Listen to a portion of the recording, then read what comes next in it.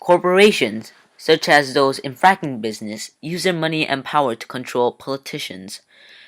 As lots of people may know and think, the government works as like the textbook says, but for me, I would say no.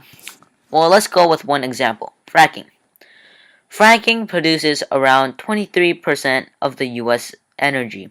Now that is a lot of energy. That means 23% of the US citizens use this energy for their lighting, car, and more. Now, fracking is related to the government because of several reasons. Let's go with Chesapeake. Chesapeake makes tons and tons of money off fracking. With that money, they use it for lobbying. Now, what's the problem with lobbying? Lobbying is first unfair. Now, now it's unfair because it's practically like bribery, but it's not illegal. Now, the lobbyists that are hired by other corporations that do fracking must lobby about the bills that will help the corporation they are hired to. For example, let's say McCain got hired by Chesapeake. Now, Chesapeake uses a total of $1,300,000 just this year, 2012.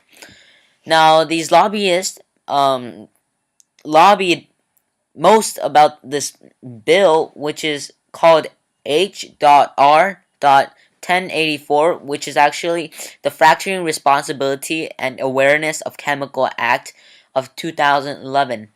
Now, this act is an act where the corporations that do fracking has to take total responsibility of like the Water Act, which is where the water has to be clean, which connects to EPA, and then the awareness of chemicals, which is like, well, before that, 500 and more chemicals go into fracking, and one of them is called hydrochloric acid, which helps in dissolving useless materials and make cracks in the walls.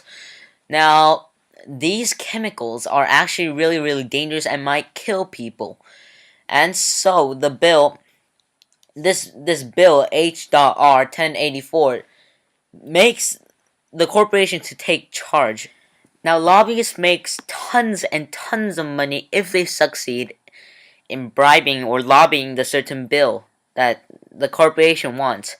Now, another problem with this is that the bill might actually influence lots of citizens in the United States. But however, if that bill isn't passed, the situation can get bigger and bigger and bigger until it influences all the citizens in the U.S., like without clean water, or to the world, like the natural resources or something. The biggest recipient of the fracking money is actually called the Michigan Republican Party. This party receives $135,130 just from 2000 to 2010.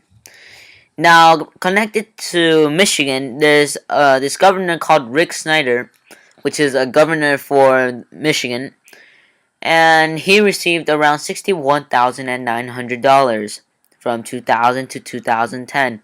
The Natural Gas Caucus received 19 times more money from the oil and gas industry between 2009 and 2010.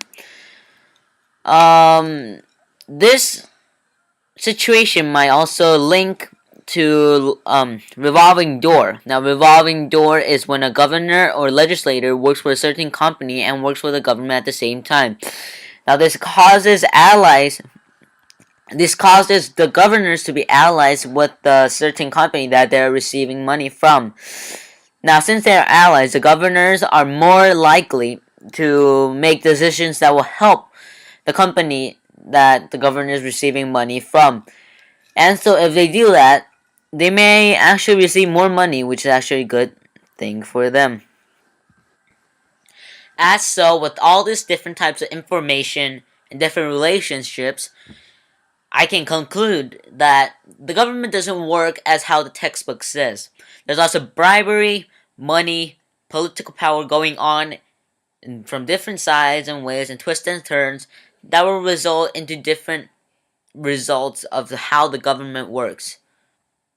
Period.